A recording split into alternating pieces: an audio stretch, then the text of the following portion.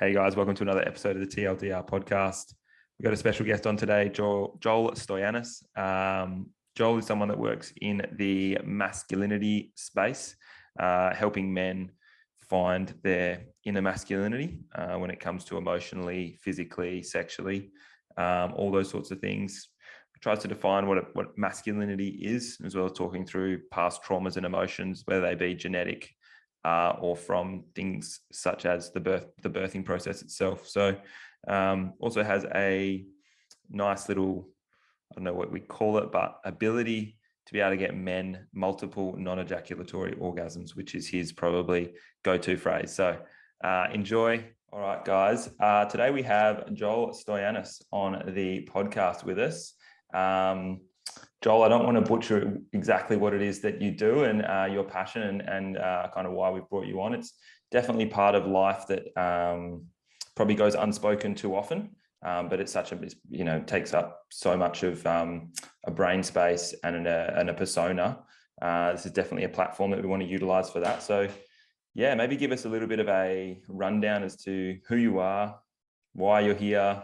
Not here in this whole space. We'll get into that a little bit later, but yeah, a bit about your passion and what you bring into the conversation. Thanks for having me on. It's very hard to describe what I do because first of all, it's very left of field from what a lot of people are doing in the mainstream. And second of all, because as a person, I don't really put myself in a box. Although business is all about niching things, I don't really have a niche. But if you were to niche it, I work with men, so I help men reconnect with themselves. One of the things that I say is I help men get unstuck and feel alive again, because I find a lot of men are very up in their heads and they're very disconnected from how they feel and from passion and from purpose and from being connected to a community or something that has deep meaning to them. So that's where I started this work 2.5-3 years ago, was primarily that.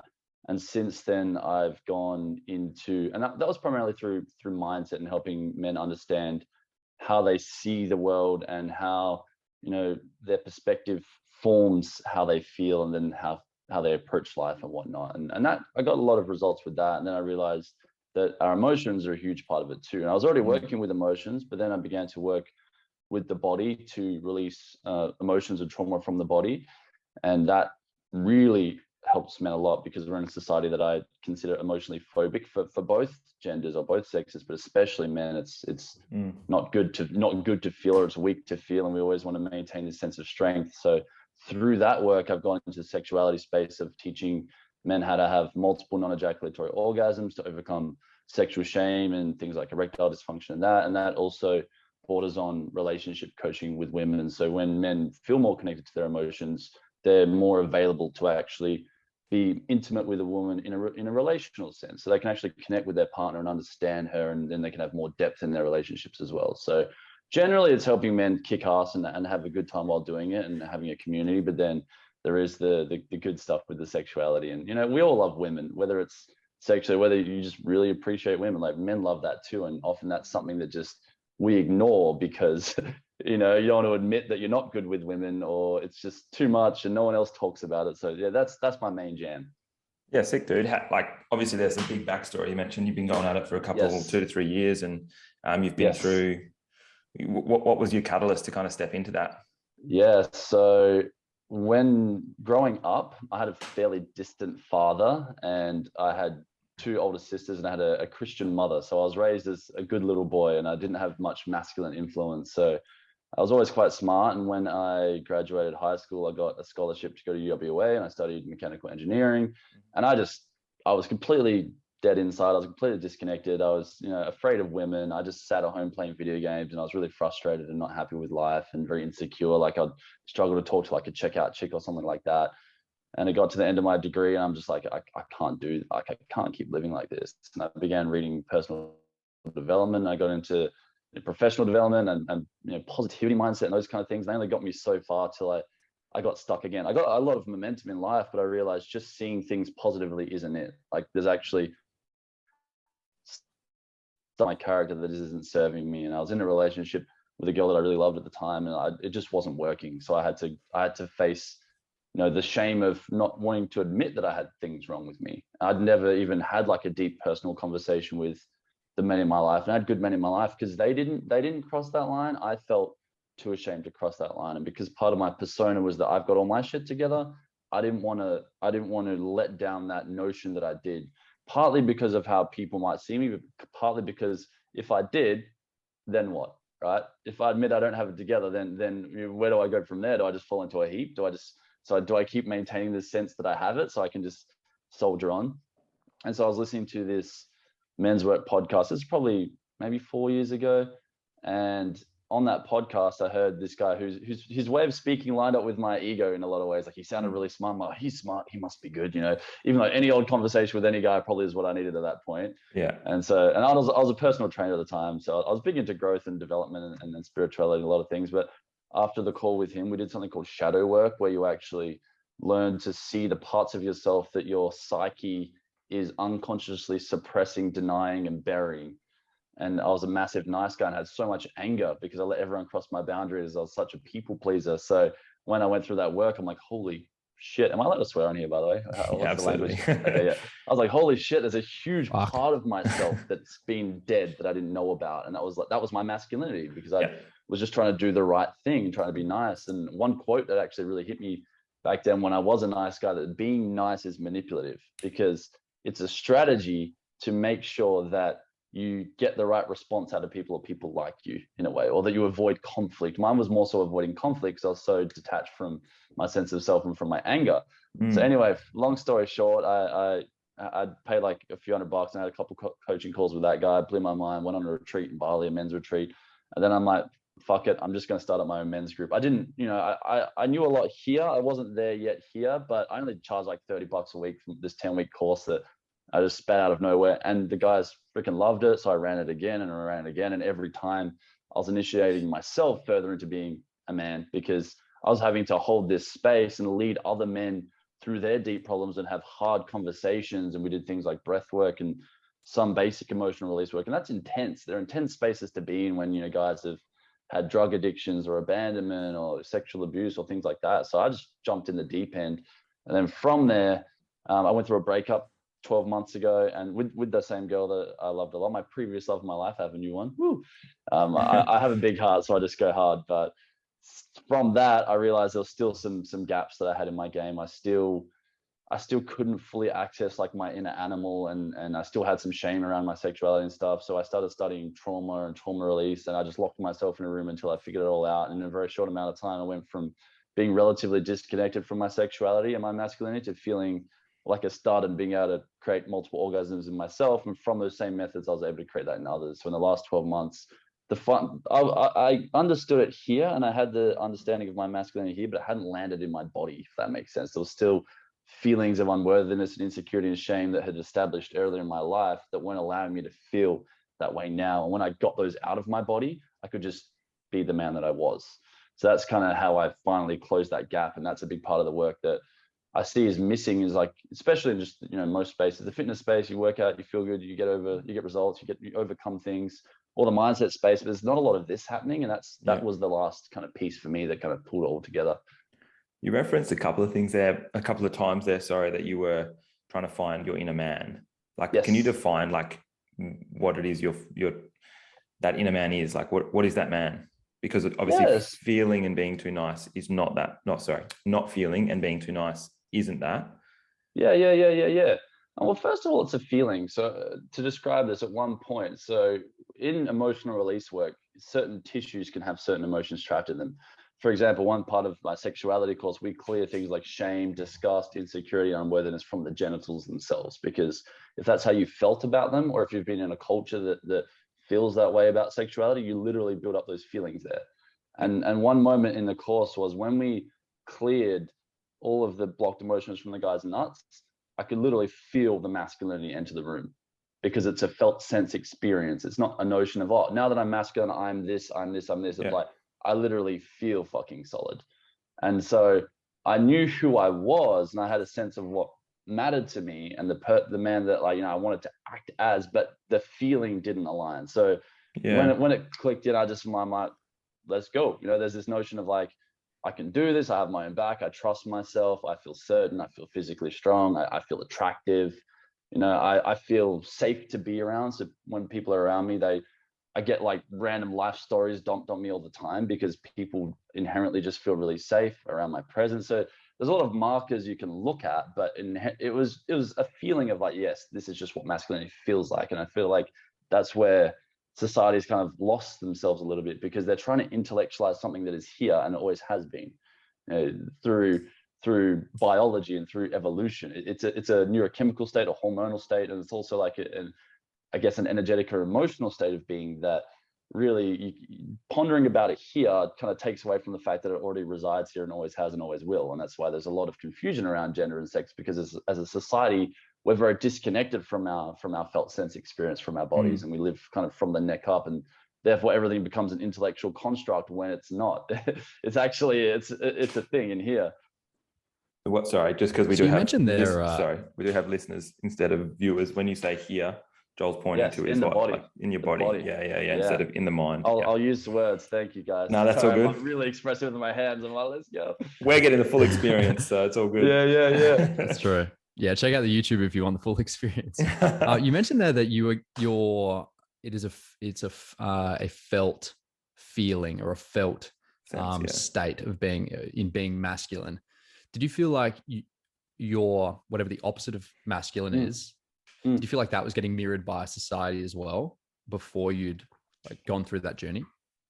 So I guess if I'm hearing you correctly, I hadn't really been exposed to men that had that healthy sense of masculinity in their bodies. So I had like a resistance to it. Like my father was quite emotionally distant. Like what it feels like when I'm around another guy who is feeling that way is that, I would trust him inherently. Like I'd go into business with him or into battle with him.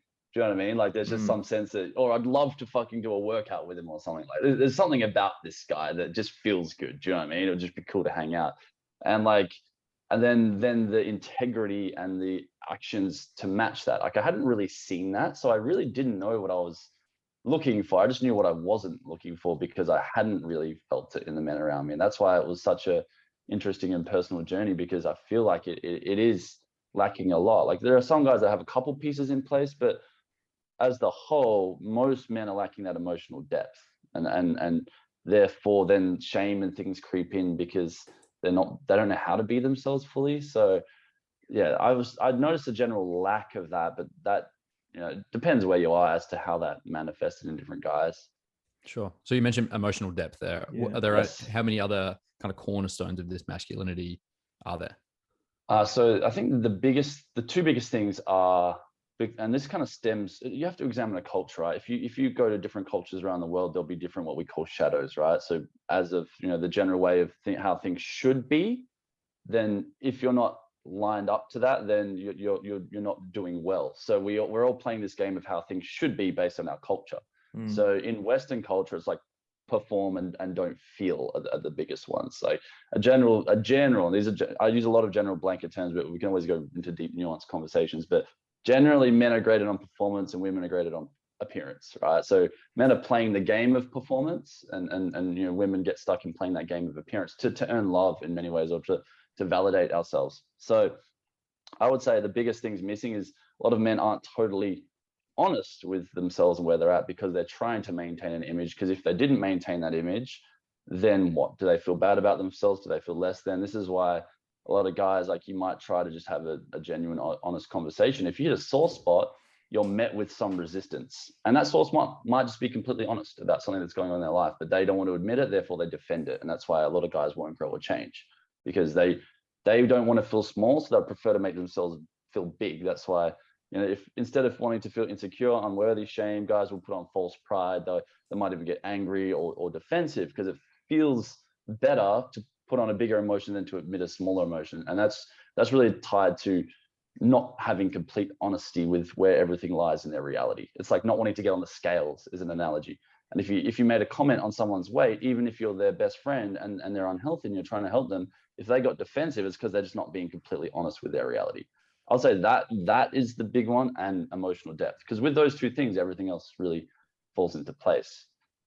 So when you say it's like a cultural thing, then are you kind of, have you seen different cultures vary in the way that they interpret this? Because if, like, again, as a layman, when it comes to all this, and complete novice, if I go down the masculinity and what epitomizes masculinity, which is the hunter-gatherer, like in what is it? Tribal times. Tribal is the wrong word. I can't think of the word. Prehistoric times. Primal. Like biologically, yeah, that's performance. That's not emotive. So how, like, where do we see the root of this? I guess I don't really know where the question is there, but so we're protectors and providers, right? But the greatest leader he gives the most fucks, and that elicits a certain emotion. You can have an alpha that just sits around and doesn't give a shit, but the man who's the most passionate, the most connected to his tribe is inherently becomes the leader as well. You know, and you have to think about the evolution of humanity. There will be a time, we're very social creatures, right? That's why we have emotional systems. That's why we're the most dominant species on the planet, because of our ability to coordinate. Inherently, we're not the strongest, and we are fairly intelligent, but when we work together, that's what makes us be able to achieve things. So inherently, to become a great man, there needs to be a sense of that. I'm not saying we're like women in the sense that we need to be sensitive, but if I have so much passion within me that it makes me go harder than another man, then I will outperform him. Yeah. Because why do we do anything? We do it for a feeling. Beyond survival, we do anything for a feeling. So you know, if you give a lot of shits, then you're going to feel more, then you're going to perform better anyway. But that's a little earlier than just survival. You know, we've got just survival, then through the course of time, it gets more complex as humanity evolves as well. Yeah, that's good. I hadn't thought about it like that. Yeah, that's it. Yeah, it's good to think about things. So it's good to have chats with men. That's what's missing as well, because we are so to ourselves, and we don't, you know, we're afraid of being wrong or things like that, that we don't just, you know, it's good. Men sharpen men is a great saying, right? Talk about stuff, because I might have an assumption of how the world works. It might not be quite true, and you might polish my understanding, which makes me a better person, or it might destroy something that I assumed to be true that wasn't serving me. It's really important to actually have good intellectual conversations with people who've thought a lot, because a lot of people run assumptions that are only true in their head, and that's where things get dangerous. And so it's important to have tribe around for that reason too. So essentially, it's the absolution of the ego, right? Where that's essentially what we're trying to dissolve, or what you're trying to dissolve in men. Well, to have a healthy ego. So like I forget which spiritual person said it, but so, you know, if you believe there is a higher self or a soul, they call that like the uppercase self. So they're like, the game is to make your lowercase self, which is your ego, a pure reflection of your uppercase self. So the bigger say that again. What's your uppercase self? That's your higher self, your soul. That's your essence. That's your nature. That's who you truly are, right? And the game is to make your ego a reflection of that, because you can't not have an ego. Your ego is like your self-image. If you think about psychology, right? It's this intellectualized version of who you are. That needs to exist. You can't be in this completely dissolved, free state of nothingness at all times. It's not practical. So the practicality is to not have a gap between who you actually are and who you think you are. Project. Yeah. Yes, because that gap and trying to maintain that false ego is wasted energy that could just be put into being yourself. and you know, it's trying to defend something that is bullshit. Why bother? Why not just do your thing? But you know, obviously we get so attached to that identity we've created, and that identity we've created is actually there to protect small, tender, hurt parts of ourselves that our culture hasn't really allowed to heal or to be seen or to be felt. And that's why a lot of the work with men is actually creating a space for that, because once you've done that, you don't have to do it again. You've healed, you know, people call it your inner child or your early childhood shit, or any big breakups or any heavy things you've gone through. They hurt. Then we build defense around them. We don't want to hurt again. So that's a lot of our ego is actually defense mechanisms, and that's okay, because it's trying to do its job. But it only because we have a culture that doesn't really understand human connection and love and empathy and compassion and that well, do those defense mechanisms linger a lot longer than they should. And when we create a space for those people to feel seen and heard and process their emotions, their defense just dissolves and they can just be themselves. So they don't have to compensate. Two-part question. Yeah, please. Firstly, who are the people that you're working with, the men that you're working with, age groups? And then are there any common themes among these men? You know, like what are the common things? Is it breakups? Is it distant fathers? Like, do you see like a common, like 2 or 3 things that all of them have? Yes. Sorry, I was thinking so deeply on the second question. What was the first question? Who are they? Like, how old are these men? Like, are they 16 or are they 65 or somewhere in between? Generally, like 23 plus. And if they are around that 23 age, they're pretty solid dudes, because when I first started, I'd take anyone 18 plus, but we go deep and we go hard and we do a good job. So they need to have that internal will to want to do that. It's can be quite confronting, or takes a lot of effort to change your life. So any man that's willing, really, but it's generally 25 plus, because they've thought about the world enough and they're at the stage in their life where they want to. Like if you're 18 and you're having a fun time and you don't have a responsibility, enjoy that while it lasts. That's the point of that part of your life. And then it gets to a time when you do that to death and you're like, then what? So it's a lot of the guys who they're in that then what phase, and they're looking for purpose, and maybe they have had a relationship, or they're in a relationship and they want to be a better man. That idea of being a better man or wanting to feel better actually matters, because that kind of pleasure-seeking lifestyle has kind of ended its course. So 25 plus, but I've worked with guys as old as 60. I had a 52-year-old do my sexuality course, and he says he fucks like a 20-year-old now. So, well, it is so cool. Yeah, so guys who want to do the work are the guys I want to work with. Obviously, you guys know how business works. You don't want a client who doesn't want to be there. But if they're willing to be there, and I look them in the eyes like, you ready to do this, brother? He's like, let's go. I need to feel that feeling if he's like ready to do the work. Otherwise, I can't do it for them. I can offer all the tools, create the experiences, but I can't get the guy to cross that proverbial line into then taking responsibility. And that's I can make it as easy as possible, but it's not meant to be easy. Masculinity is not supposed to be easy. That's why most initiations were near-death experiences, or they had violence or risk involved or things like that, because inherently it is hard to be masculine. It's what part of why we love challenge so much, because it's what we love. And to transition that into the next question, like there are a lot of things, I'll talk about that in a second, but because our society lacks some inherent initiation, unless a guy has unless he's had a really good father, a group of friends, or some experience that have kind of clicked him over that line, most guys, like probably 85% plus of guys, haven't figured out how to feel solid in themselves as a man and what that means, especially in our current cultural climate. That nowadays, if a man is forward sexually, that is seen as bad or rude, but that's just our nature. There's a lot of things that culture is like, don't be too aggressive, don't be too violent, but violence is actually part of our nature. So a lot of our nature has also now been confused intellectually in our current society, as we try and out evolve our biology and assume that we're not an animal anymore, which we are, and we always will be. And maybe a few thousand years ago we'll have skinny bodies and giant brains like aliens. I don't know. But right now we still have the same biology that does tend towards violence. Like think about if there's a pack of guys and one guy is being an absolute dick, sometimes being hit is what he needs from a place of love, not just, but because that's been taken away, now you can't even like put a guy in his place. You can't, that inherent protector provider role has actually been stripped away, and now it's made as bad, and you can be sued just for doing something that was actually necessary, that animals still do all the time. So lack of initiation is a big one. Men struggle with women. They struggle with women a lot. Even the guys who, they have the six pack, they're making money. I've had a lot of guys who are successful in those two ways, but then the sex starts to fade after a while in their relationship. And culturally, we think that's normal. Oh yeah, after a year or so, the honeymoon period ends. It's not supposed to. It just means, that initial kind of excitement's gone, but that's not how attraction works, and it's supposed to be maintained. So a lot of guys, all of a sudden their intimacy with their lover is starting to drop away, and they really don't know how to connect with her, and she starts to become a burden.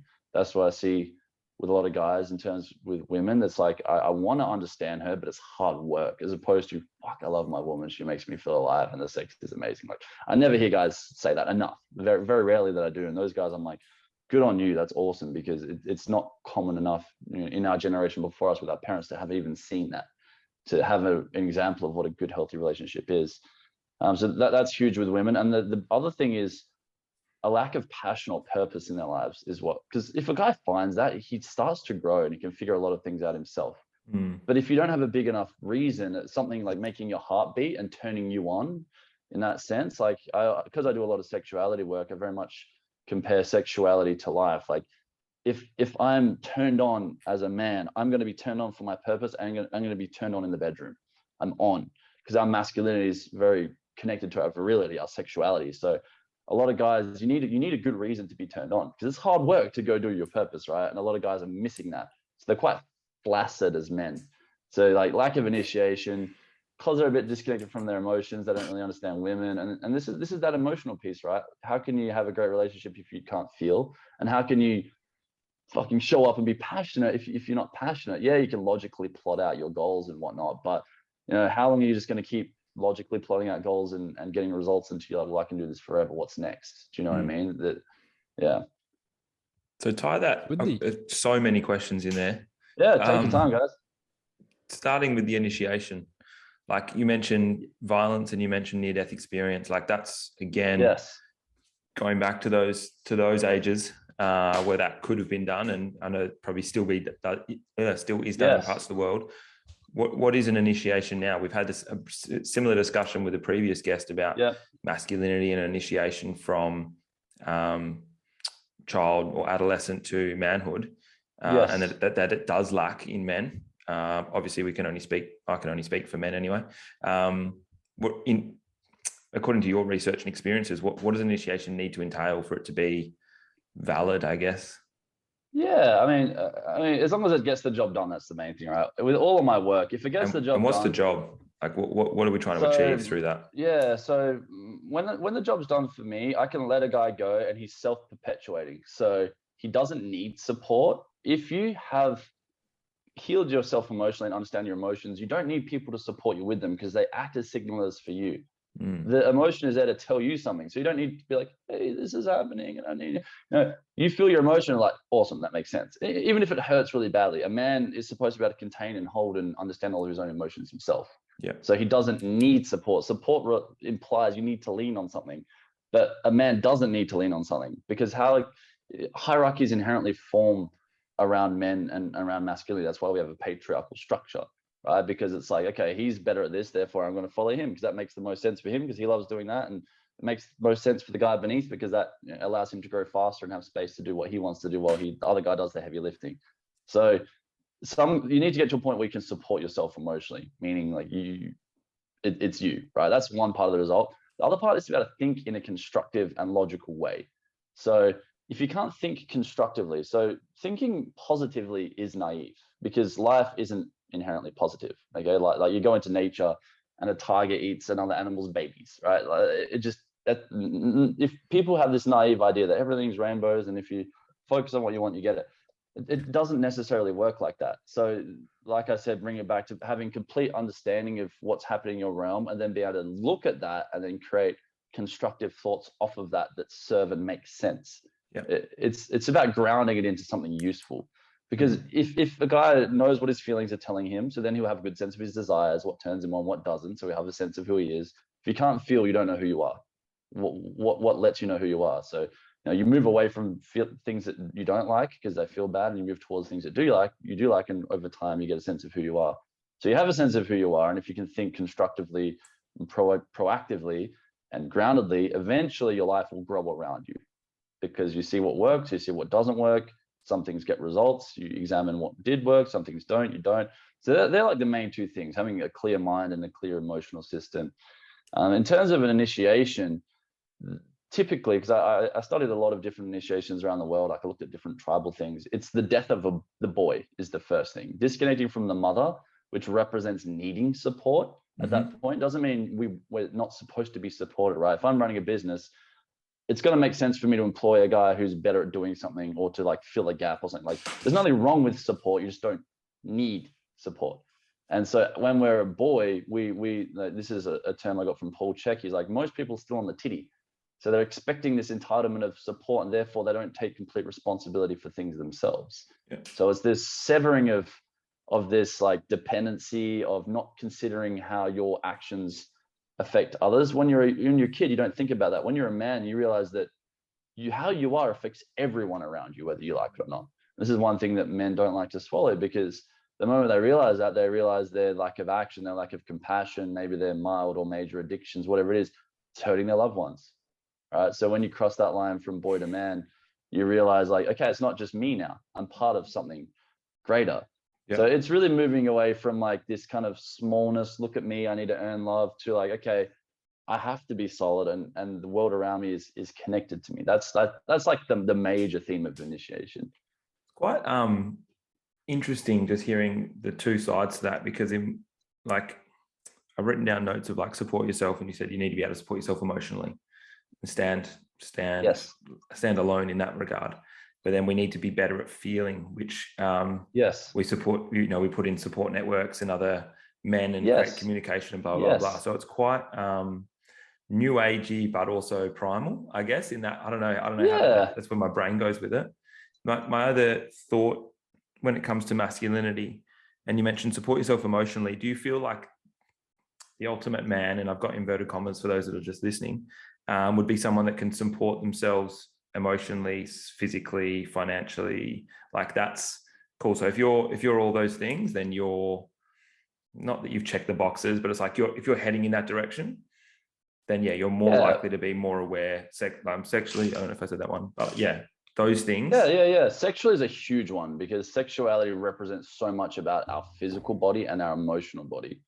So when I was studying trauma, like some of the earlier trauma work, they noticed that their patients or clients or whatever would have better orgasms and better sex when they healed their trauma.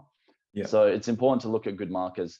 What your outside world reflecting you is a good reflection of that. Like, are you being vulnerable with the people around you, no matter where you're at in this staircase of growth, right? So if you feel comfortable in being vulnerable, you've probably accepted yourself and you're not playing this ego game. Then it's like, once you have, like, you're having good sex and you're being yourself, then it's like, am I winning or not? Because inherently part of masculinity is we see problems or we see opportunities and we want to do it better. That's our masculine nature, right? It's like, I know you guys have probably been in the gym and some guy's done something, try that out. Even though it makes no sense. It's probably some stupid thing that might even injure you. It's like some guy's doing some plyo box jumping. You're like, no, never. Or it's like, even with your partner, and a lot of guys get this wrong, but it does come from a good place. Like, something's not working, and we might come in from this fix it angle, but it's just generally because we want to have a better relationship and we're seeing the things that don't work. So, when your masculinity is on, things are improving.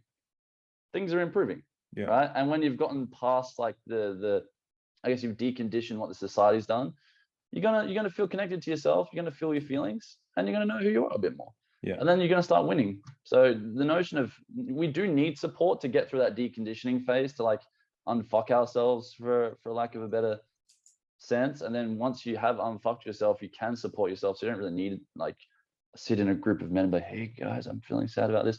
Not to say that that's bad. Like, I've sat in like over 150 men's circles and I love providing that for people, but personally it's not what I need now, right? It just depends where you're at in your staircase of growth.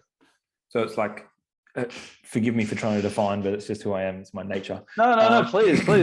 Basically being strong enough to support yourself, but being vulnerable enough to share that with people. And if you're winning, you're doing well. And if you're not winning, you're not doing well. Because if things are working, you'll be winning. That's the thing. And when you win, you feel feelings of confidence, pride, satisfaction. When you don't, you might feel frustration, depression, apathy. And this is why the feelings come back in. So if you're feeling solid and your results are looking solid and you're connecting with the people around you, you're doing well. And that might let's say your life has like 5 or 6 areas, depending on how you define it, what matters to you. It might be going well in 2 or 3. And if it's not in the other 2, a lot of men then don't look at those and they just bury them away. And they put them in their shadow. But they're the areas that you need to focus on the most, because, don't lie to yourself. Be honest with what you're seeing in your world. And so the great man is aware of his weaknesses, and therefore he's more decisive, because when you're completely aware of your strengths and your weaknesses, you can make faster and better decisions. Whereas if you don't know those weaknesses that well, you're umming and ahhing, and then you're going to over exaggerate or under exaggerate what your capacity is, because you don't truly know, because you're not completely aware of all the parts of yourself. Wow. There's a couple of things in there that really resonate with me. First, the relationship between having something that you're working towards, like a passion project or something like that, and my mental health, like that. Those 2 things are really closely linked. Like, if I feel like I'm not progressing in my career or, physically or whatever, then, I get really depressed. There's no denying that. Like, I've struggled with that before in the past, and I get the same feelings coming up from something as simple as just like not having any direction. Massively. You see that pretty commonly with men. It's huge, because it's like, let's say if we created an idealized day, right? If you had enough resources to do what you wanted with your time, and you had enough energy and your body wasn't physically ill, you would want to go kick ass. It's just what we like doing. That, yeah, there's going to be some pleasure and relaxation surrounding that, but eventually that stuff gets boring and you want to go achieve something. That's just what men like doing. So by denying that within ourselves, we're denying ourselves in a way, as long as it's not trying to cover up some void. That's the one place that like Western culture gets a little bit wrong. Like we're like, we need more followers so we feel significant, or like we need abs so we feel significant. They can get very meshed. So we just need to be clear that it's coming from what we actually fucking want and not this pseudo want. And when you separate the two, you realize you actually have a lot more energy and natural focus and discipline and prioritization of the things you really fucking want. So getting clear on that's the key. But yeah, once you're playing that game, it's fun. It's great. Even if it's hard, it's really fun. And that might not make sense to some people if they're not in touch with their masculinity. Wait, doing something really hard is fun? Yes. Yeah. And if there's no other reason other than that, like, I watched this guy, Andre or some rock climber, like he's called the #1 rock climber, and he spent months climbing this one rock wall that, that was his whole purpose. And when he climbed it, he cried. And to anyone else, it seems stupid. It's just a wall. But that's his little mountain in his life that he was climbing. We all need our little mountains that, because through that journey, we achieve, we grow. Like having a medium or a vehicle to grow through makes us a better man, because you have to then rise to the occasion. So if you're not rising, you kind of just meh, and being meh is boring. Yeah. The second part of that as well was the initiation, and sorry, I've got some drilling going on next door. I don't know if that was coming through. I can't hear you. You're good. So I've got to mute myself. But was the initiation process, and you said that you've studied it kind of around the world and different initiations. For those that don't know, and I'm one of them, what are some of these kinds of initiations that are popping up, like maybe in ancient times and maybe in modern times? Like what are the kind of like common themes? Yeah, so I think one of them that really symbolized it well in Papua New Guinea. So in Papua New Guinea, you have to think about the context of the culture, because the initiation is to prepare you for the culture that you're going into. And that culture is based on the time that you're in and where the people are at. So an initiation now is going to look very different to then. But even then, you had a choice. If you don't do it, you're not going to be a man. That was part of the choice, because being a man is a very defined thing. And so the men that did it would actually have wives and stuff and more choice, whereas the other guys didn't, because they weren't willing to cross that line. So they didn't really earn it in a way. But one thing they did is they got like this little mini bow and arrow, and they kept shooting their tongue repeatedly, and it's got this sharp barb on the end, and they're spitting all the blood out. And it's just like, yeah, I'm willing to go through a shit ton of pain if that's what's necessary. You have to consider that Papua New Guinea is known for cannibalism and war between the tribes there. So if you're being initiated into being a man there, you have to be prepared for a lot of pain and fucked up stuff, essentially. So the initiation has to be fucked up. It's contextual. Then they would get these reeds, these long reeds, and shove them all the way down their throats and vomit up blood. And that represented vomiting up the blood from their mother's birth. So basically, it was just it's really intense and really painful. And if you can get through it, then you give enough shits to then face things in your life that are really intense and really painful. Because what happens when men, like, let's say your business collapses, or your, for me, my partner left me for my dear friend that I live with, that I work with, and I had to move, right? So if I wasn't good at facing hardship, my whole life would fall in a heap. So you have to be good at facing hardship. Another example is, there was this tribe, I think in the islands out in Africa, and they would build this huge tower out of like bamboo and stuff. And then they would have this little string around their ankles, and they would basically bungee. And if they landed well and didn't break all their bones, they could be a man. So it's just like really, that one actually. Yeah. And then in Maori culture, if they tattoo your entire body, and if you can withstand the pain and stay with the pain, you can be a chieftain, right? There's this overcoming of something. Other cultures, they make you do like a vision quest. You might take a psychedelic substance, not have food, go out there, and whatever it is, it needs to be this, like, to move something in our psyche, right? It requires a peak amount of energy or something intense. So for example, if you go to the doctors and you're really overweight, and all of your loved ones would be like, please stop eating, you're going to get diabetes and die. And you're like, you go to the doctor and he says, look, you're going to die of diabetes from these tests. That peak emotion is like, ooh, and shocks our psyche enough for something to shift. And then you can have like a whole like ego death, or a whole shift in the way that you see the world and act as a person. They all have that characteristic.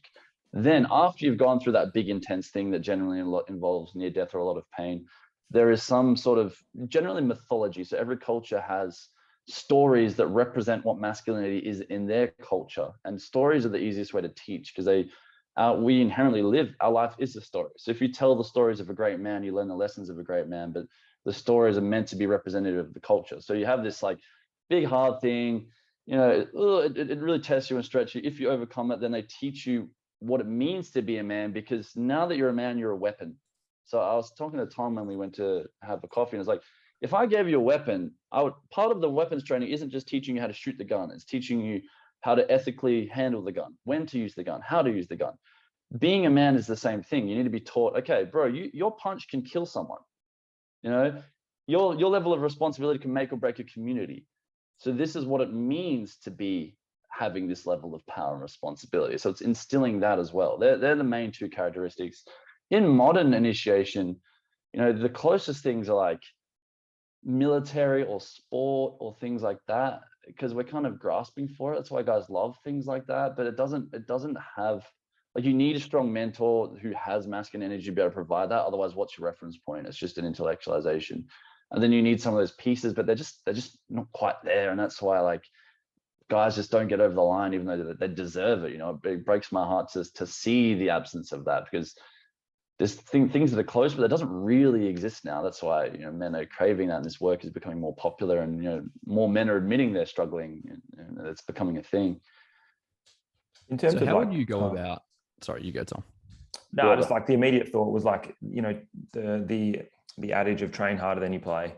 Like, that's what an initiation sounds like in some aspects. It's like, cool, you need to go out there, and if you didn't do all the work in your training, so that when it comes to game day, it's like, well, I've been through worse, or like I've suffered through worse. So that this becomes being prepared for life as a man. Yeah. Right? And then just knowing easier. like in our modern culture, what is a man?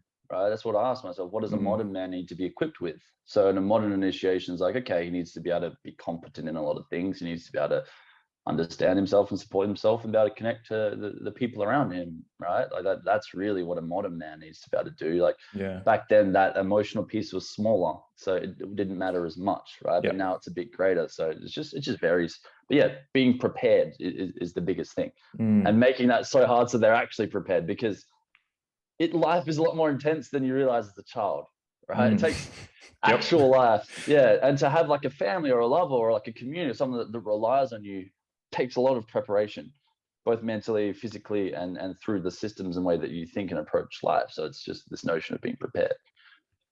Whenever anyone mentions psychedelics, I love to go down a rabbit hole with that. Yes. Have you used those yourself? And I have. What have you used, and what was that experience like? So I'm a very interesting being, because whenever I've had any substances, I have this like deep connection to my soul and to like what people would class as God, and like feel immense amounts of love, and everything just makes sense. So I haven't had to, I say had to, because I feel like I guess the greatest analogy for those who haven't done psychedelics, and for those who need to do them healthier, is like, if you haven't experienced a state of being or something through your life for whatever reason, right? Like, let's say your parents weren't very open to love, or you don't know how to be open-minded or creative. If you can take a substance that assists you temporarily in experiencing that, then you have a reference point to revisit that. So a lot of people, they're so used to the way that things are that they can't even consider there's more possibilities in life. And one person I spoke to, they're like, psychedelics is kind of like, you've been living in this apartment your whole life, and you didn't realize there was this door there. You take the psychedelic, you're like, oh my God, you open the door, and there's so much more to life that you didn't realize.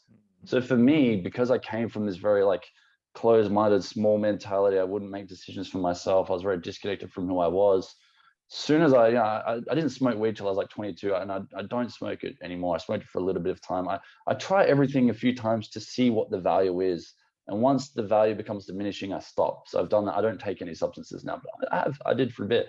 And the biggest thing is like, it opened my mind to see what I couldn't previously see, in terms of like feeling emotions, feeling energy, but just even looking at things from angles that I wouldn't even consider. Like, I remember probably the second time I smoked weed, I'm like, imagine if mirrors didn't exist. Like, what would society be like? You know, and not all of those thoughts are useful, but to be able to think laterally and innovatively is very useful, because most people are so used to habitually thinking so linearly and so closed-mindedly that they stay on that track for their whole life. So for me, it was more like teaching me that you can think very flexibly and think in different ways. And through that, you can free yourself through thought, not limit yourself through thought. And most people limit themselves through thought because they've experienced something, they've seen it, They've seen everyone else do it and they think that's the way things are and it's always going to be that way. But it doesn't have to be that way. And great people throughout history appear as outliers, but they just aren't limited by that linear thinking. They're happy to think outside the box. And like, what is the box? Do you know what I mean? It's a made up thing. So like, we don't have to live in boxes. It's just feels safer and easier to repeat things than it does to go out and actually can justify the original. Sure. Yeah. So like I said, like on my Instagram story the other day, it's like, if I can accept myself, guys, you can, because I don't fit in no boxes. And most of you guys are probably more likely to be closer to fitting the box than me. Like I'm a fucking crazy dude. Like I'm so open, so different. And if I can accept that I'm like this, you guys can accept how you are. Yeah. So like, it's all good. It's all good. Like, I'm going to throw a bit of a curveball in. This is not really a question, but it is a question, but it's not to anyone. But I mentioned this, I think, to you, Joel, when we caught up. If I had this thought, and this wasn't while I was tripping on anything, but I was lying down and I saw a bird fly past while I was actually, what I will identify is that my mind was clear. I was on holiday, and I think I was reading a fiction book, which I haven't read fiction in a long time. It's a gun book as well. But anyway, I saw this bird fly, and my immediate thought for some reason was, if we didn't have anything that could fly, would humans have flown? It's a great question. Get rid of birds, get rid of anything that natural that could fly. Would we have figured out how to fly, or would we have had the desire? And I just literally was thinking about it while you're talking then. How would the flying crafts look? Because the only thing we can think of, I can think of, to leave Earth is a jump, right? That's how you leave Earth without a bird, or a leap. So imagine what a flying vehicle would look like if we didn't have birds to model off. That was my one non-tripping point of reference. I'd love to throw some stuff in there, right? So you know how you were saying you're in this state of clear thought. So I've read it. I don't know if you guys have read Think and Grow Rich, and I read a few other books that talk about how inventors would drop into this, you could say this clear state of thought, or this, sometimes even non-local consciousness. They don't really feel like them themselves. They're feeling so broadly that ideas just drop in out of nowhere that they haven't even thought of. So imagine that there's never been radio waves. So that's similar to birds, right? No one's ever transmitted sound. This person's like, I think I can do that. So a lot of inventors were actually very, quote unquote, spiritually connected. I don't really like the term spiritual because it implies like, eating psychedelics and wearing a bloody shaman robe or something. Like we're all spirits, so just who cares? But like even calculus was invented virtually at the same time, two opposite sides of the globe that didn't have communication. So there is this notion that we can tap into ideas, or ideas just can just pop into our heads from seemingly nowhere to present us with these potential, not even solutions, because they're not even problems, but these like evolutions to humanity. It has been like, how did anyone think of crazy shit like before it even existed? Because some things in nature there is no reference to. Yeah. Oh, absolutely. So, so that's the only thing I'll throw in there. And I've experienced like ideas and things that just pop out of nowhere, or like understandings or epiphanies that just pop in. It's like, whoa, okay, like that's crazy. So, but like, I guess from a very logical point of view, unless there's a problem that presented itself that required flight, then you wouldn't need it. But if people can't even, know that there's other, if you found another continent and then economies started developing, you might be like, ships are slow. And then eventually they might be like, okay, how can we solve that? That's more of how the masculine problem solving mind would be like, okay, there's this problem, how would we traverse it? Well, the only other option is the sky, right? Well, I don't know. That's probably the only way it might come around. Why do you think it is that some people think that way and some people don't? As in, like what you just said, having those random epiphanies, and just because I've met many people that's like, not that I'm holier than thou, but like, why do you think about that shit? It's like, I don't really know. I actually have no idea why I think about some of the random shit that pops into my brain. But sometimes I'm like, I don't want to think of this stuff, because it makes you just like, I don't know, for whatever reasons, like, why can't I just be a little bit more like straight line and less exploratory in my mind? Don't do that. No, sometimes I'm saying, but because other people are, like, I don't mind it, but it's just like, why do I think that way, and why do others not? What do you, in your experience, have? Like, I read or read a lot, but that's not something that I would say is the reason. I don't know. Yeah, there's a few layers. So the first is, if you're inherently burdened emotionally and by your life conditions and by the state of your mind, so if you have a lot of negative thoughts and if there's not a lot of room in your mind, then there's no space for original thought. You're kind of just treading water trying to get by. That's where a lot of people are. So even if you try and have an open conversation with them, it's very hard for them to make sense of slightly more advanced concepts for them to listen, because they just don't have room to digest or process. They have to really maybe even go away into their own space to let something land. So there's a part of the work that I do is to unburden those systems so people become just naturally more genius. So that's a big part of it. And the other parts, like if you consider growing up when you're young and you're dependent on your parents, and you can't really change your outer world. If your outer world is not ideal, you begin to become more imaginative and creative, like having imaginary friends or things like that. So the good thing about the human mind, and it can be a bad thing as well, is that we can drop into our imagination. You know, a lot of it is because of early childhood that we habituate that. So some people are daydreamers as a safety disassociation mechanism, and they become very good at being daydreamers, but they're shit at being practical. That was me for a very long time. And when I healed all my trauma, I kept the daydreaming and I could be practical, right? So they're like the main two mechanisms, but we have to also consider we all have our own nature. Some souls are just born to think wonkily compared to the lion, and that's their gift, right? But like, I guess psychologically, they're like the main mechanisms that I've observed. Fair. Yeah, I don't really have I wouldn't really know. I'd imagine that would be it. I guess some people are more... Yeah, you got to embrace that. Exploratory in their brain. Like they're just, you know, they are more creative, but I would say I'm far more pragmatic than I am creative. Bit of polishing and sharpening is, we all have these natural tendencies, but if you sharpen them a little bit, they become more valuable, less like, you know. I think you're right. One of the identifications, like I just said, was that, you know, I was away. I was in a space that wasn't my own. I wasn't in my normal, you know, four walls, and I was reading something that was completely fantasy in terms of a fictional book. Like there wasn't a thought to develop myself. There wasn't a thought to progress. It was just like empty the mind and see what comes to. Let it go. It's important to do that, because there can be so much space for original thought, for like you metabolizing experiences that you've had. Like we've all lived a lot, and if everyone learned from every experience they had, they would be a lot smarter than they are now.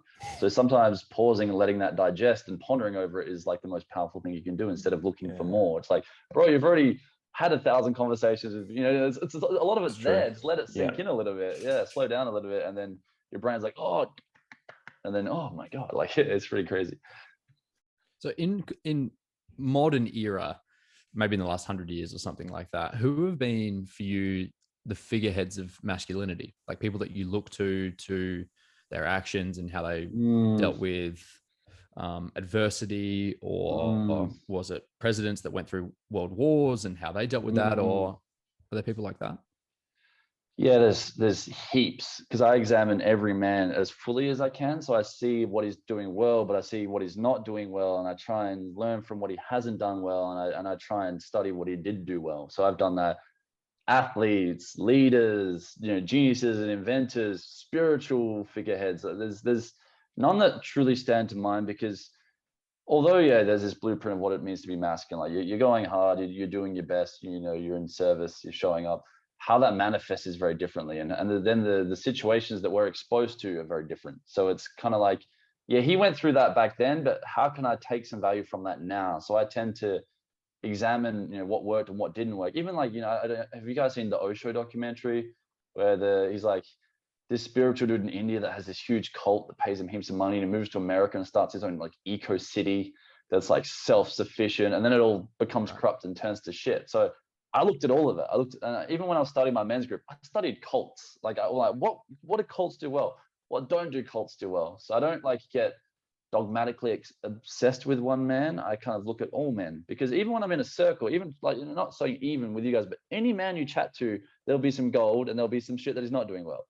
So it's like, I don't really get obsessed with a single man, because you might just have a local athlete. Like I had this guy when I was playing cricket, and he was just, you know, he was so laid back and he just dominated every game. And he said to me, don't look at the fielders, look at the gaps. And I was just like, because most people are looking at the problems in life and not the solutions. And it's just that, and that just encapsulated his wisdom. So I think like appreciating all men and looking at them honestly and objectively is a thing that I prefer. That's why I was looking at a rock climber, you know, guy yesterday. I'm just like, okay, what's going on with this guy? Ooh, interesting. I just observe what's going well and what's not going well. That's why I'm so weird about this work. I literally just love men. Like I'm like, fuck yeah, bro. Like good on you. Do you think that kind of on the back end of that? Sorry, Tom. Go. Do you think that people are innately good and bad? It depends. There's a lot of factors, right? I think from examining how different systems within the body work, it's geared to serving us. It's not geared to not serving us, right? So our emotional systems want to feel good. Our heart wants love, like we want safety. But for example, we have trauma in our DNA. So do you guys know how ancestral trauma works? Do I need to explain that? Is that what Please do. explain? Yeah, I have heard of it before, but expand, please. Yeah. So for example, how does someone know if a snake's going to attack them or not if they've never seen a snake in their life? Or how do you know these things like certain body language patterns and stuff? Like, where did it all begin? It didn't. We went, okay, like monkey has now become human, and now human knows all of the things that are good and bad for it. It's like a bit of a stretch, unless you believe in a creator, and that would make sense. But even then, our environment changes, and therefore we have to evolve with our environment, which is what humans have done all around the planet.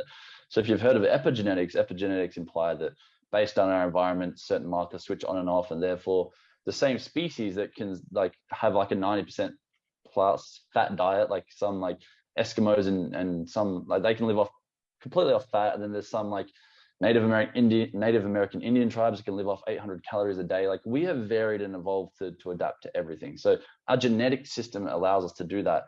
Our genetic system also stores trauma. So when I was talking about peak experiences, if you've been through a war, and I was like, that actually gets stuck in your trauma, in your DNA. So the next generation is almost ready for war when they're born, because it'd be naive not to be prepared for your environment.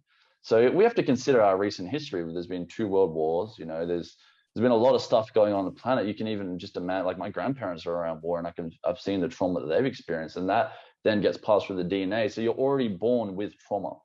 Then we have birth trauma. So the modern birthing is just I don't want to go into the details because I put a lot of thought into these things, but most of my clients, a lot of what has created their personality structure was the trauma of their birth. So all of a sudden they've come in with DNA that might have sexual abuse and or war in it and all these other things.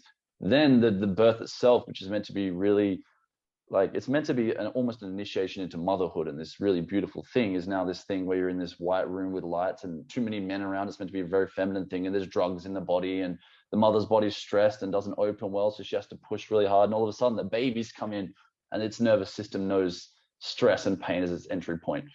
Then you have the cultural and psychological conditions in which we're all being raised in, which, it is an echo through time of the wars and things that have happened, but it's also like we live in a capitalist society that preys upon people's, self-worth and things like that. So it's very hard to be good when a lot of your systems have been distorted and they're just trying to get by, and manipulating is a way to get by. Like, putting other people beneath you so you feel significant and safe is a way to get by. So surviving is in our nature, but once we solve that, that's not our nature anymore, and it is our nature to actually connect, and it is our nature to love. And I've seen people, once they're quote unquote healed and I've removed their trauma, then there's not a manipulative or mean bone in their body. They are compassionate, because when your emotional systems are healed, you can feel what another person's feeling. It's almost a part of you, right? How could you then, it doesn't make sense to then do that, because it just doesn't compute. Like, I can't even consider doing that myself. But it's not to blame, the evilness in humanity. We have to understand what humanity has been through to be at that point and have understanding for that. But I don't believe it's human nature from what I've seen, and I've seen and studied a lot. So very, very good question. Yeah, I just see, like, you even look at maybe like Adolf Hitler, for example, and the people that were, close to him, and it's kind of like, been passed on that he was like a pretty humorous guy, loved dogs, like all really kind of like a good human classic traits. Yeah, not to make it like, I mean, that's a big that on your Tinder profile. But not to make it sound dogs. like not to make it sound like I'm saying that he was a good person, because of course not. But everyone has some good in them, it seems, or at least it's perceived that way. Like maybe he didn't actually like dogs, and he just made it seem like he liked dogs so people would like him more. I don't know. And maybe there's layers to ourselves too. You're not just all evil or bad. Like you can be a manipulative prick and then sit down and turn on your opera at the end of the day and enjoy the art of that, right? There's a lot of layers to humans. I think being so black and white about it, we need to understand, okay, this part of him might be really traumatized and fucked up, and this part of him might be fine. And we've all seen that with people.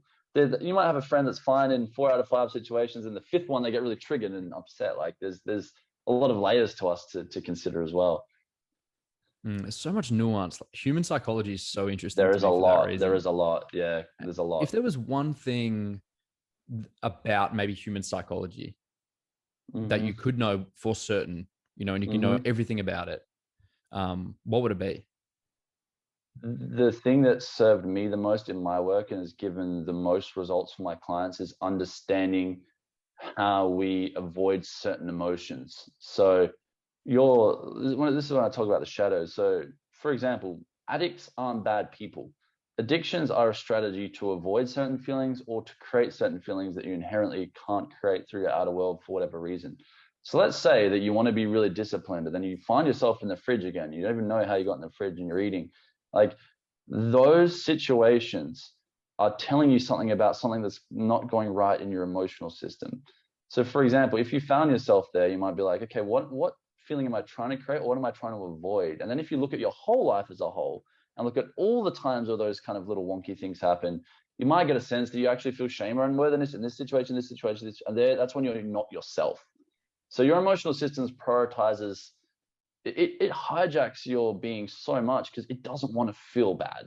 Especially if you have a lot of built up emotion there, like if you don't want to feel angry, you go to any length to avoid conflict. So once you learn to identify those patterns of behavior or those actions or inactions that show you when you're not being yourself, it acts as the breadcrumbs for you to identify those deeper feelings that haven't been addressed. And the moment you address that feeling through feeling it or expressing it or understanding it, then the whole compensation goes away.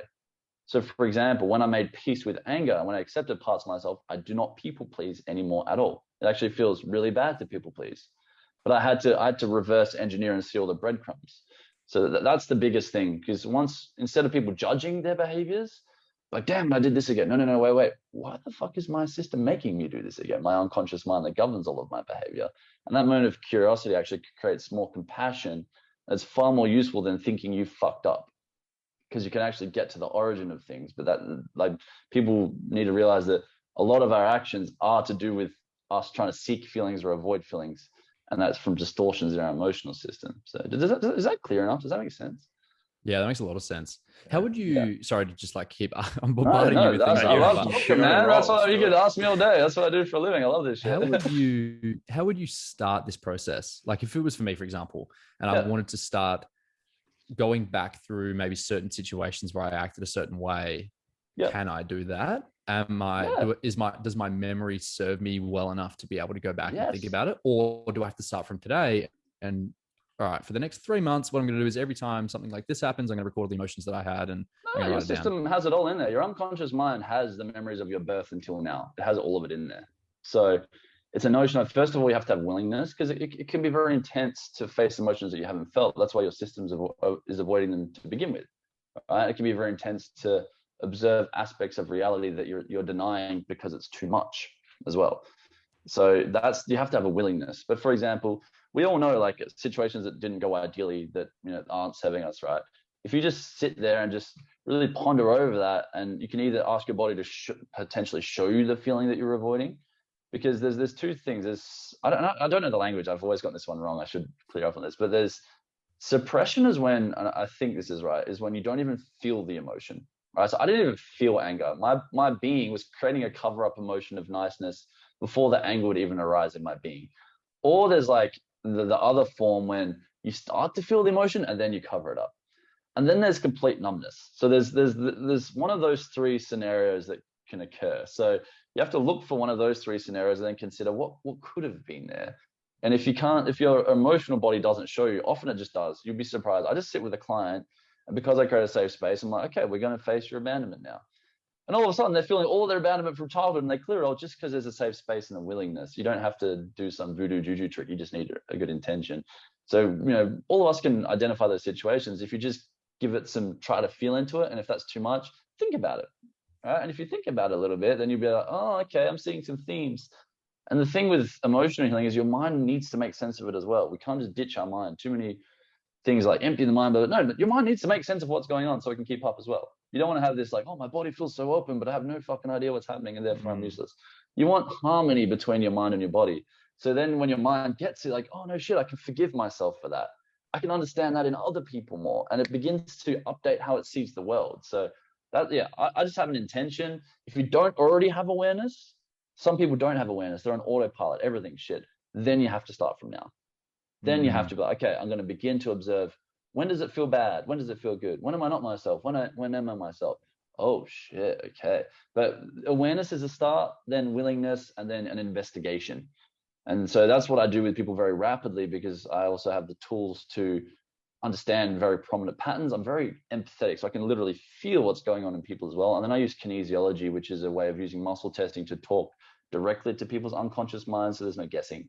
It's just, we go straight to the source. We ask the body knows. The unconscious mind has all of that information there. So you wouldn't say necessarily that lack of awareness is numbness? No. So they're different things. Numbness is actually very deliberate, right? So if, let's say you don't want to feel how depressed you are, so you'd rather feel numb, right? So numbness is actually a strategy. It's a feeling in itself in ways. Some people are very disembodied, so they don't have any consciousness or awareness of their being, so they put all of their awareness into their head. That's a different kind of numbness again. There's like a body numbness, and then there's like, I'm not even in my body. I'm not even feeling or experiencing my body numbness, which is where a lot of men are. I call men very neck up creatures, because they haven't been taught or allowed to have that space to feel, so they just reside in their head and think a lot to get by. So there's like kind of those two prominent types. And then there's this apathy kind of numbness, but I wouldn't call that numbness. I'd call that more lifelessness, because, you know, like you said, if you're not living and being alive and turned on, you're going to feel pretty flat. So it's important to have the understandings of these feelings as well. That is really interesting stuff. That's super I cool. think it's interesting to explore where, I mean, Tom and I are massive on self-reflection. We've talked about like analyzing our actions and conversations and things that we've, you know, had with people before in the past. And I think it unlocks so much potential for people just to look inwards. You know, it might not have to be every day, but it could be you go for a half an hour walk and you don't listen to anything. You just, you know, are out there, you know, walking around and thinking. Yeah, for me, that was massive. I was almost like my own version of initiation. Yeah, in a way, it was just you're like learning allowing from myself experience. You grow. Yeah, 100%. It's huge. Yeah, that's huge. Yeah, it was huge for me, because I think I was just always so, and even still now, I think I was always just so up in my head that I never, but I was up in my head, but I was never really sorting any of it out. You know, I was never really compartmentalizing. Wondering, right? It's wondering. There. Yeah. It was just information. It was just data, and it wasn't in its place, you know. And then when I started really knuckling down into my self-analysis and self-reflection, then I could start compartmentalizing it. And I'm still working on that, obviously, like no one's perfect, but for me, that was the hugest step forwards in my mental health and, you know, being a man. I think, like, in some ways I feel like I'm a man, but in other ways I'm definitely still working on that. For sure. So it's really interesting, actually. It's good to hear that you're an advocate of that as well. Oh, you need to, because like I said, digesting experience, or like, your experiences don't lie. You can think you're the best fucking person on the earth, but what does your life tell you? How do people treat you? How do you feel around people? How honest are you with people? What does your bank account say? What does your PBs say? You know, what does your impact say? It all says something. So the moment we can see all of that and then reflect upon, why is that? Why did that conversation go that way? Why aren't I doing the things that I want to do in my business? Why am I so, you know, why is this working well? Or how can I make this work better? The moment you just have that curiosity in a constructive way, not like, why am I so fucking fat? It's not useful. It needs to be useful. Okay, I'm overweight again. What happened to get me here again? Okay, that big emotional thing happened in my life, and then this happened, and this happened, and this happened. Or I'm fucking stressed constantly, so I don't actually put myself first. And it needs to be deliberate, and you need to take in all of the information. Otherwise, what's the point, right? It's this just kind of, you know, in your head. Sure. Yeah. Tom mentioned an ego death earlier. You kind of rebutted that it's not so much an ego death, but it's an ego awareness. He said dissolution. Yeah. So you do need some ego death. Sorry. Not the complete death of the ego. So let's say I've been like this, like, up myself dude, and I think I'm better than everyone, and then actually it pushes everyone away in my life, and I get to the point where I realize, fuck, that's not serving me. What's going on here? And then I actually realize there's this little boy within me that's trying to prove that I'm really incredible, and because I don't actually see my actions or have pride in anything that I do, and I realize all that, I'm like, fuck, ... In that moment, I have an ego death, because I'm ripping that mask off, that personality structure that I was kind of acting as. right? And then I'm like, okay, that was insane, and fuck that, what a ride. Now what? And then that now what moment, you really consider who you actually are, and you begin to, you don't have to like necessarily force yourself to behave that way, just that realization you will. That's like a healthy ego death. It's not like all of my thoughts are the enemy and I should never think and I should be in this state of love all of the time. That's this notion of dissolving the ego, and it's this spiritual game that a lot of like that community gets lost in, and it's not how we work. It doesn't actually work. We're meant to have individuality. How can you love someone if you're not yourself, if you're just nothing and there is no sense of self? It's who are you loving? What's the point of anything? It's this kind of spiritual naivety that a lot of people get caught in, which is quite unfortunate because they're trying to get something that doesn't exist. And it's actually then dismissing the beauty of being a separate being, of being this sense of self that, that is wonky and unique and is doing its thing, that it's, it's a bit of a fallacy in that way.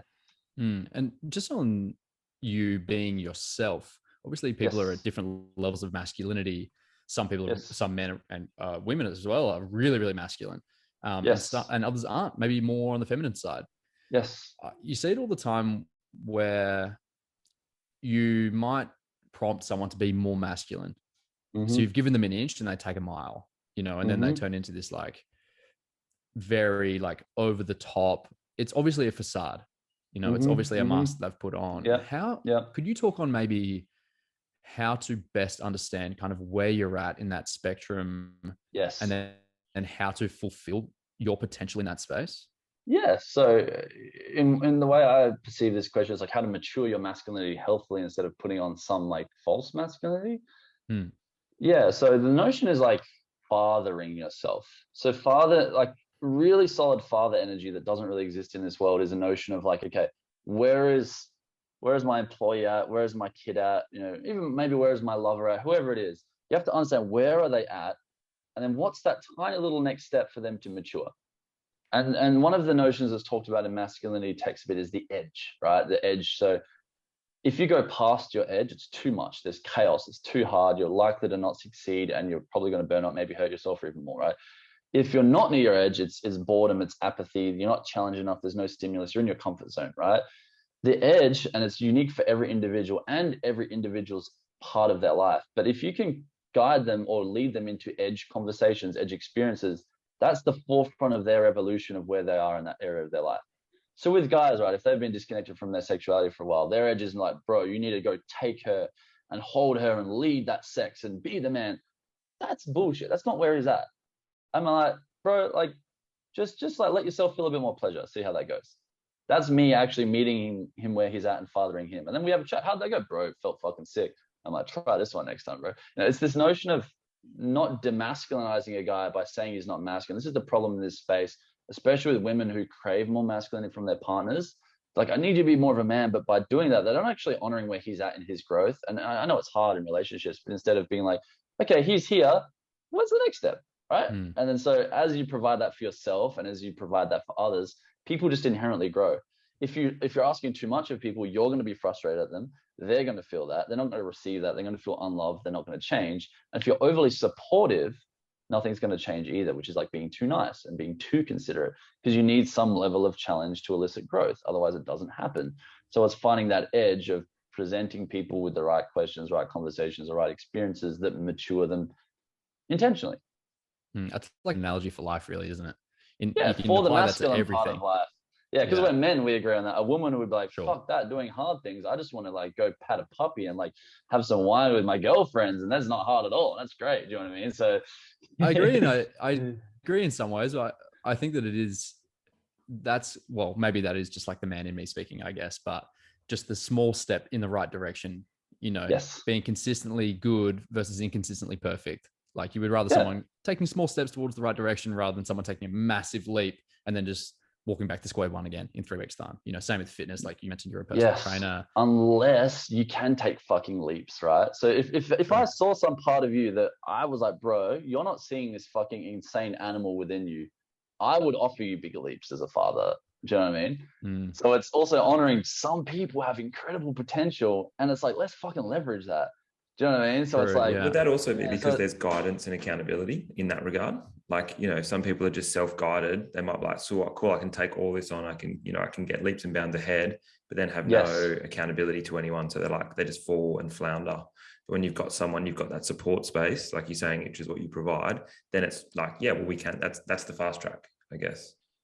It depends on the person, right? Like, I'm a leader, so I perform better when I'm leading myself. Some people inherently perform better when they're on their own lane, and some people perform better when they're being led. So it really depends on where the person's at and what motivates them or what inspires them. If someone's really inspired, and the term inspired comes from in spirit, if they're connected to their fucking soul, they don't need someone to hold them accountable because they're doing their thing, right?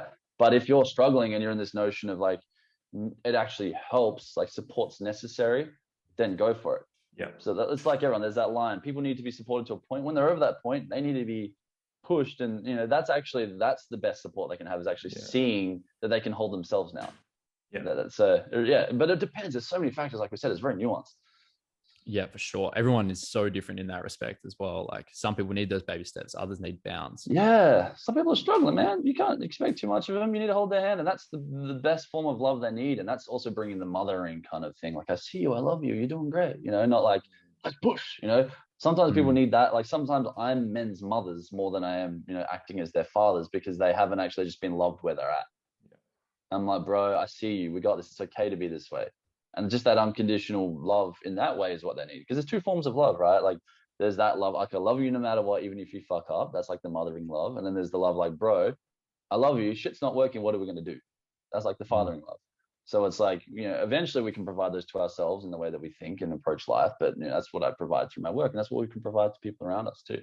And just because you're a dude doesn't mean you can't provide that unconditional kind of more feminine love. Because we have both parts. We just have a predominant, you know, aspect that's one or the other. So most men are predominantly masculine. Not all men, but most men are predominantly masculine. What's your masculine radar like? Can you walk past the dude on the street and be like, that's some big dick energy? Yes, yeah, because that's how animals work, right? People discount biology. How do birds at a certain time of year navigate to their nesting ground that's hundreds of kilometers away? How do whales do that? We size up men like that, right? Often unhealthily, but you know, that sense of direction, pheromones, understanding a man's capacity without even speaking to him. These are inherent things that, as I said, because men live from the neck up, it disappears. And the problem with this is, like, if we felt that more, we would actually let men lead us more, that are more competent than us. It's actually important for us to acknowledge when that dude has big dick energy. I'm like, bro, what's up? Tell me some things. Challenge me. Like, let's go. Like, push me. You know, I love that. But most men are like, oh, he's better than me. It's like, yeah, good. You learn from him. Do you know what I mean? So, but biologically, we know that. We know that. Why do some girls, like, even if they don't tick our made up intellectual boxes, why do we find them so attractive? Or, you know, I can't tell you. You know, is it a smell? Is it the shape of their hip curve? I don't know, but we can't ignore biology. You can't. It's meant to be there, because if, you know, I don't know if you guys have seen like rams or horses, there's the big alpha dude, and then some other, like, you know, everyone just acknowledges an alpha, hardly unspokenly, and every now and then this young stallion comes in and tries to fight him, and is like, bro, that was a bad idea. You know, that's a thing, and it's not a bad thing, because it does serve. Like, healthy hierarchies do serve, because leaders provide, and people get something from being led as well. Like, it allows them to be more them, because someone else is doing the heavy lifting. So, and I guess understanding your place in that kind of hierarchy as well. That's just talking on that. That's so important. Key. And that's always going to change as well, depending on the job that you're in, especially in like modern Western society. Like, the hierarchy is constantly changing. You've got a new boss, or, you know, a new coworker, and suddenly it's like, oh, I've got to figure the situation out again now. Yes. Like, where do I actually stand in this thing? Yes. It's really interesting stuff, man. Yeah, it's great. And it's just honoring nature and honoring how things work, because we're so detached from that. We're like, everyone, I want equality. I'm like, look in nature, there's no equality. Where are you taking this notion from? It's because you feel small or something. And I get that. I'm not dismissing that. I love you. I want to provide stuff to you. But equality is not going to help you, because then you're taking away adversity and you're getting shit for free. And life doesn't work like that. You can't grow. So, yeah. Yeah, that's bang on, man. Yeah. Thanks so much for jumping on today, man. I really appreciate it. We'll have to get you back on at some stage, because I've got so many questions. Like, we can always have a chat. If I'm completely honest, I wasn't I wasn't sure what I was going to ask, but as we kind of talked, just like flowed, and this stuff has really resonated with me, especially. I don't know, Tom, how you felt, but obviously you guys know each other. Yeah, Briefly. thanks again, mate. I appreciate it a lot. Yeah, man. So much left untapped, and so many things to kind of conquer in the next. Definitely want to get you back on in probably 6 months or something, and just see how you're traveling and that sort of thing. But I want to afford you the time to maybe shout out where people can find you and maybe learn a little bit more about this, because like we said at the start, it's not something that is spoken about often enough and in enough places. So if you're providing that platform, where can we find you? Yeah, so my personal page is a little less around this stuff. So I'll shout out my Instagram for my men's group. It's at Evolve Brotherhood. Sweet. We'll pop that in the notes as well. At Joel Stoianis, like you can find me on Facebook. Like the thing, I love to connect with people. So a lot of people, like, I'm giving all this stuff and they're afraid to ask questions. I'm like, just talk to me. Yeah. Like I had a guy message me. He's like, bro, my dick's not working. And I told him this meditation to do, and he messaged me 3 days later, bro, best sex of my life. Do you know what I mean? It's like, don't be shy. I love everyone. I love to do this work. So Joel Stoianis, you guys cannot spell that from hearing this, but obviously it's going to be stated somewhere. Yeah, sure. And at Evolve Brotherhood. And I'm about to get very active in the Perth community, doing lots of various events. So anything from like working out, having a coffee and wrestling each other, to workshops around sexuality, to just, you know, social events. And then I have deeper offerings like courses, like I have an 8-week one-on-one initiation to, you know, all of the stuff that we spoke about today, from me studying culture, even spiritual stuff, evolution and whatnot, into like how to, you know, heal your masculinity, know who you are as a man. And then I do a lot of trauma release and emotional release work throughout. So you're just ready to go. And I have my sexuality mastery course as well. That's going to probably run through 2 or 3 months from now, which is multiple orgasms, which is the best in my opinion. Fun stuff. We'll get stuck into that. Yeah, for sure. Unreal, dude. Well, thanks again, Joel. Thanks, legends. I appreciate it. Thanks, guys, for listening. Hope you learned some stuff. Make some notes. Don't just listen to it and then just feel good and do nothing about it. It's useless. So take some on board as well. Take action. Thanks, Joel. Cheers, guys.